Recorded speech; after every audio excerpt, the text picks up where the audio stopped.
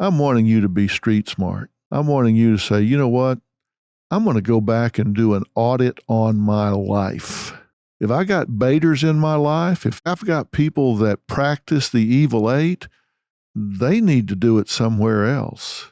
You help the people in your life, and the people in your life ought to be helping you. If you can't say that about the people in your life, give them their walking papers. I promise you, they will not be missed.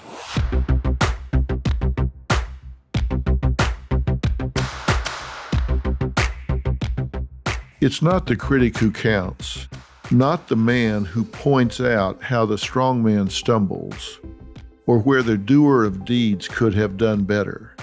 The credit belongs to the man who is actually in the arena, whose face is marred by dust and sweat and blood, who strives valiantly, who errs and comes up short again and again, because there is no effort without error or shortcoming, but who knows the great enthusiasms, the great devotions, who spends himself for a worthy cause, who at the best knows in the end the triumph of high achievement, and who at the worst, if he fails, at least he fails while daring greatly, so that his place shall never be with those cold and timid souls who knew neither victory nor defeat. That's a quote you may have heard before from Theodore Roosevelt, and I want it to have a new meaning for you, because today we're going to be talking about a playbook for success in your life. I'm not a real philosophical kind of guy. I'm an action-oriented kind of guy, and I'm going to be talking to you about how to get the most success you can possibly get from wherever you're starting in your life. And if you listen, if you pay attention, I promise you, today will be life-changing. I was reading to you from Theodore Roosevelt, and the center of that, the guts of that, was the credit belongs to the man who is actually in the arena, whose face is marred by dust and sweat and blood, who strives valiantly. Now, he goes on to say it doesn't belong to the critic. Anybody can sit in the cheap seats and take your inventory and criticize you. And I promise there are people in your life who do that. Maybe it's your mother-in-law, maybe it's your dad, maybe it's your sister, your wife, your husband. There's probably somebody in your life who's really happy to sit back and take your inventory and tell you how you do things wrong in your life. Those are the people that you need to put on the outbound train to somewhere way away from where you are, because they don't help. What I want to talk to you about today is what you can do to maximize your position in life. And I don't care whether you're 18, 20, 48, 50, 70, it makes no difference to me. If you're in the game, you want to do as well as you can do. And here's what I want you to know. Right now, you have a playbook. Everybody has a playbook. The NFL, everybody's walking around learning their playbook for the season. They've all got plays. The offense has plays. The defense has plays. They've got a playbook. They're told to hold on to that playbook, and if they lose that playbook, it's their ass. Believe you me. Playbooks are important, and you've got one. Whether you realize it or not, you have a playbook. You have a way of being in this world. You have an attitude of approach. You have standards, what you're willing to accept from yourself, what you're not willing to accept from yourself. But you have a playbook, and you run it every day. You get up and you run your plays. You've got certain plays you run. It might be how you approach your job. It might be how you approach your relationships. It might be how you approach your feelings about yourself. It might be how you approach your goals, but you have a playbook. But I'll bet if I said, okay, get out a pen, get out a pad, hit pause on this podcast, and start writing down your plays, I bet it wouldn't be long before you hit play again, because we don't ever think about that. And I'm going to tell you why. There is a real hole in our system. We go to school And they teach us how to read and write and add and subtract. They teach us about geology and biology. They teach us all kinds of subject matters, but they don't teach us how to live. They don't teach you how to deal with stress. They don't teach you how to deal with depression if it comes.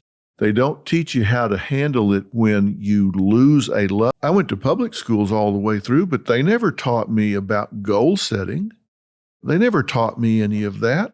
So then we go out there in the world and, okay, maybe we learned how to do algebra or geometry, but nobody told us how to manage our lives. They didn't teach us any of those things. That's why I think there's a big void, and that's why Living by Design number 5 is so critical. And if you haven't listened to the first 4, I suggest you do. You don't need to necessarily listen to them before you listen to number 5, but this one is designed to give you a playbook. You think, well, wait a minute, you just told me I had a playbook. Yeah, I did, but you don't know what it is. And I want you to have a playbook that you learn and that you are familiar with. Now, what if by us having these conversations, you can learn some strategies, you can learn some behaviors, you can learn some steps that substantially change your life? What if by listening to these conversations that we're having here, you can pick up 1 or 2 things every time you listen to this that change the way you interact with the world, and it impacts your station in life? It causes you to have more money. It causes you to have more happiness. It causes you to have more peace. It causes you to have a closer walk with God. It causes you to have whatever it is that you value in this life. Would you not want that? For God's sakes, it's free.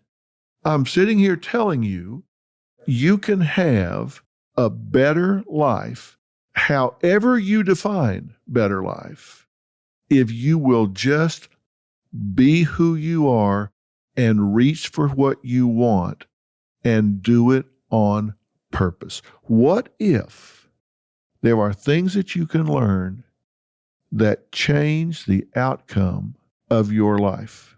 Now think about it. The rest of this year is going to go by whether you're doing something about improving your life or whether you're not. September's going to slide by. October's going to slide by. You're going to be getting Halloween candy. Then it's going to be Thanksgiving. Then it's going to be time for Christmas. Then you're going to be sitting there making these idiotic New Year's resolutions like we do every year. That time's going to go by whether you're doing something about your life or whether you're not. I'm just saying, let's do something about it. Don't let this year slide by like all the rest of them. Let's use these months so you gain momentum, knowledge, know-how.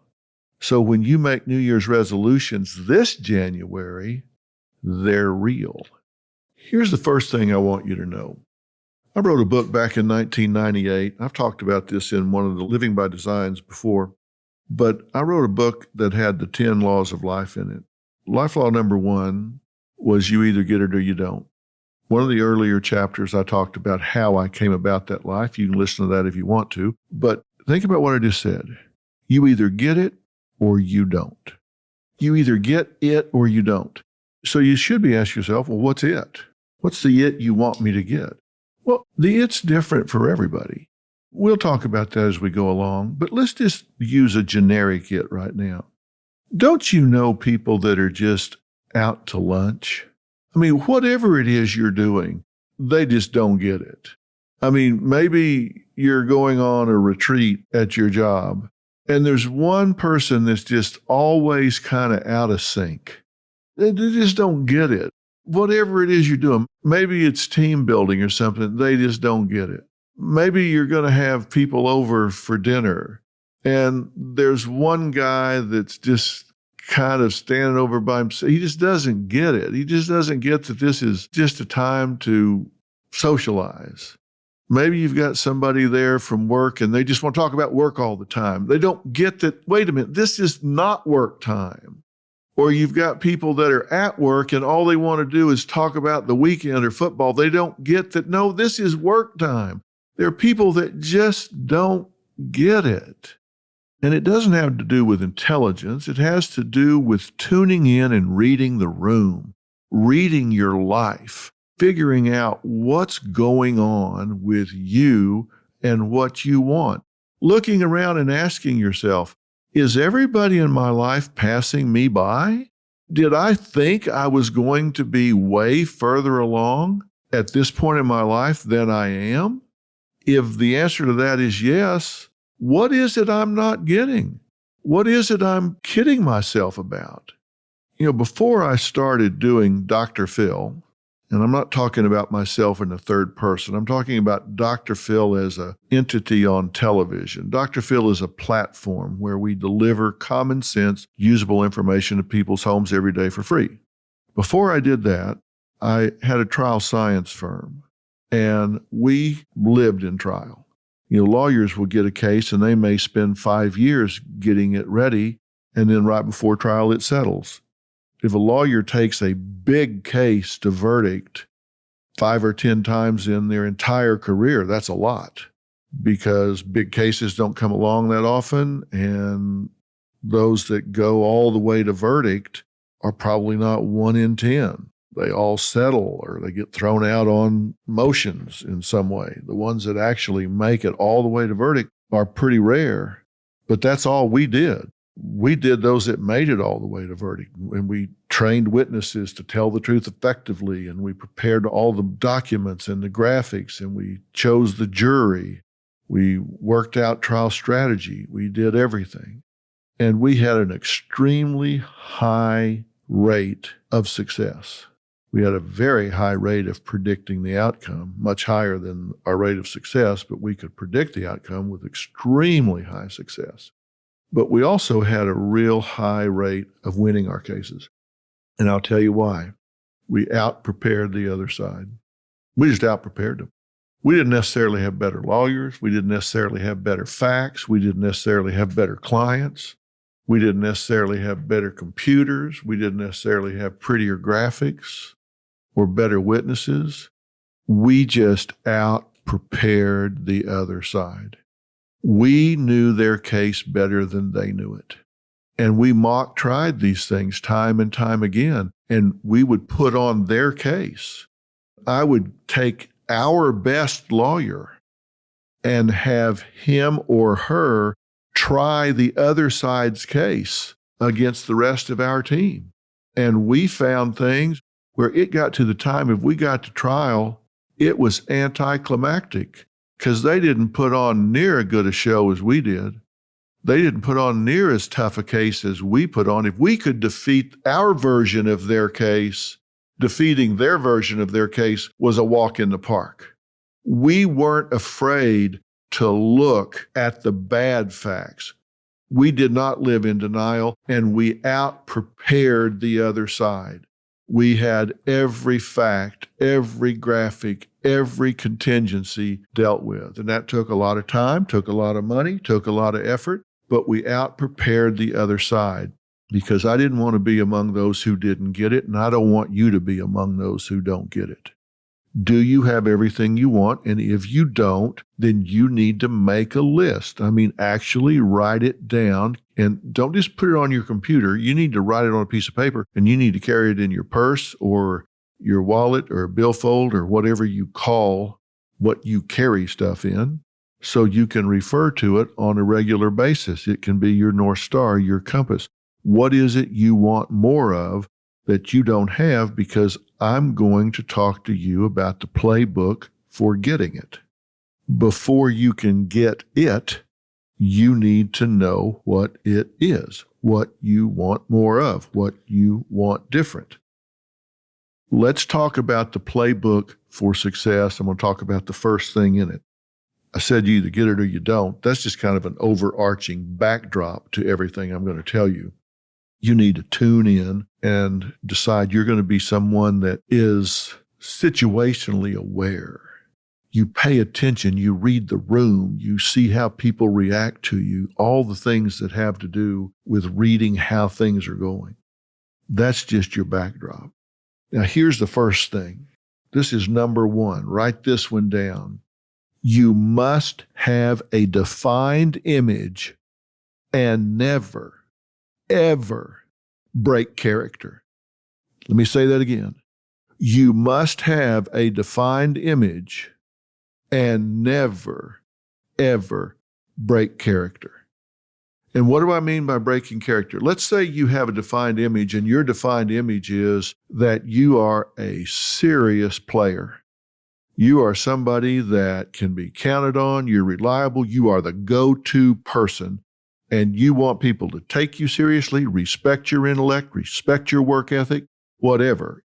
If that's who you are, and that's the image you want to project, then you cannot go home on Saturday and get falling down, stumbling drunk, and go on Facebook and do a bunch of stupid videos that make you look like a jackass, and then go back to work Monday and expect everybody to take you serious in your image. You do not break character. Now, this character can have a broad range to the character. It doesn't mean you're in work mode all the time. This character has a social channel. This character has a romantic channel. This character has a career and work channel. This character has a spiritual channel. This character has a lot of different lanes, a lot of different categories, but they have to be consistent. You can't be a serious brain surgeon and a falling down drunken clown at the same time. It's just incongruent. So you have to decide, what is the image that I want to project? And this is not a phony image. I'm not saying role play. For your image to work, it has to be authentic. You just have to decide what it is, and then you have to commit to it and own it. You can't be middle ground, halfway one way and halfway another. You cannot ride two horses with one ass. You got to decide who you are, and you go with that. That's the horse you're going to ride all the way to the finish line. Therefore, that's a very serious decision. When you decide, what is the image I'm going to project to the world? What is it I'm going to put out there that I want people to respond to? Because how you engage the world, what kind of image you project to the world, I believe strongly in the principle of reciprocity. We get back from the universe what we put out to the universe. If we are negative, if we are pessimistic, if we're just a Debbie Downer, Donnie Downer, whatever, we're just always looking for the worst and believe there's a snake under every rock and nothing is ever going to work, then that's what you're going to get back from the universe. So you got to think of your life as a movie, not as a still frame. And movies have scripts. They have beginnings, they have middles, they have ends. And your life is that way. Your life is a process. It has a beginning and a middle and an end. So let's talk about the script of your life. Where are you in it right now? If you're listening to this, it's not in the beginning. I'm guessing you're not on the way to 7th grade, unless your mom's driving you and you're having to listen to this on the way, and for that, I apologize. So you're probably at least in your 20s, maybe your 30s or 40s. So you're into the movie. Let's talk about the script from here forward. And here's the main thing I want to ask you. Are you starring in your own life? Are you the star in your life? Because if you don't star in your own life, who is? If you're not starring in your own life, for God's sakes, who is? Now, I don't care if you are a plumber or a butcher or a baker or a candlestick maker or a janitor or a car mechanic or an accountant, a school teacher. It doesn't matter what you do. That's not who you are. That's what you do. You have to star in your own life. And in every movie, there's somebody in the lead, right? There's somebody that's in the lead. When they run the promos, there's somebody in those promos. And then there's a supporting cast. And you have to star in your own life. So act like it by embracing your authentic self. Treat yourself like a star. Deal with yourself like you're a unique individual, because I promise you, when I meet people, I think one thing: they know themselves better than I do. How do they feel about themselves? Now, I figure I might know them a little bit or maybe a lot, but I don't know them as well as they know themselves. And if they treat themselves like crap, I figure, well, they know something I don't. They must not be worthy of being treated better because they know themselves better than I do, so I have to defer. They have a low self-image, poor self-esteem. I figure, who better than they to know what they deserve? Why would I question that? So where are you in the movie of your life? Are you the star? And are you embracing that image, that authentic self? How unique are you? And let me say this: if you don't feel unique, then maybe it's time to reinvent yourself. And you can do that without abandoning who you are, because we all have a range of traits, skills, abilities, and the capability to move within that range. Reinvention may mean changing everything from your look to what you do, where you do it, or the way you engage people. It may mean changing your focus of the goals you seek to attain. It may mean taking those strengths I was talking about and really building on those. In one of the earlier Living by Designs, I talked about putting things on project status, not just having an awareness, but putting things on project status. It's like you can be aware that the garage needs painting, but it ain't going to get painted until you put it on project status, until you say, this weekend, we're painting the damn garage. That means no later than Thursday, we're going by Home Depot or Walmart, and we're going to get however much paint we need, and we're going to get drop cloths and brushes and rollers and whatever all we need, and we're going to have it there, because when we get home Friday, we're going to paint the damn garage. It's going to take a couple of days, so we got to let it dry and put on coats or whatever. But we're going to paint it. That's our project this weekend. So no, we're not going to go play tennis. No, we're not going to the movies. No, we're not going to the zoo. We're painting the garage. That's our project for this weekend. That's when the garage will get painted and not before. That's when you will become unique and not before. When you put it on project status, that's when you will become unique. That's when you will star in your own life and not before. And like I say, maybe that involves reinventing yourself. Every season, when we wrap production of Dr. Phil, everybody takes 2 or 3 weeks and they kind of decompress and go do other things. But then we start meeting, not intensively at first, but we start meeting with the sole purpose of reinventing ourselves for the next year. What can we do to tell our stories better? What can we do to get our message across better? What do we need to attack that we haven't attacked full on before? This summer, for example, we cannot avoid the fact that the opioid crisis has reached epidemic proportions. And we are the sole platform that devotes all 60 minutes of the hour to mental health. We absolutely delve into that. How do we do that effectively? How do we get people's attention? How do we educate without seeming pedantic about it? How do we deal with this in ways that we can motivate people for prevention and intervention? That was one of the things that we talked about. We're reinventing how we're approaching those stories, how we're dealing with this epidemic. And it involves taking it beyond our platform. Robin and I testified before a bipartisan committee on Capitol Hill about this last year. We're going to do some more of that this year. They've invited us back to talk about enabling some legislation for this. So we're reinventing ourselves to be relevant to what's going on. How about you? What can you take on? What do you need to do that's different? If you do the same thing over and over and over, then you get comfortable with it. It may be producing some results for you, but is it producing all the results you want?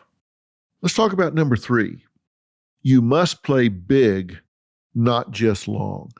Now, this is a big one. Some people, whether it's at work, making a presentation, a guest on television, a date with somebody they want to form a relationship with, they confuse quantity with quality. Shallow brooks are noisy. Still water runs deep.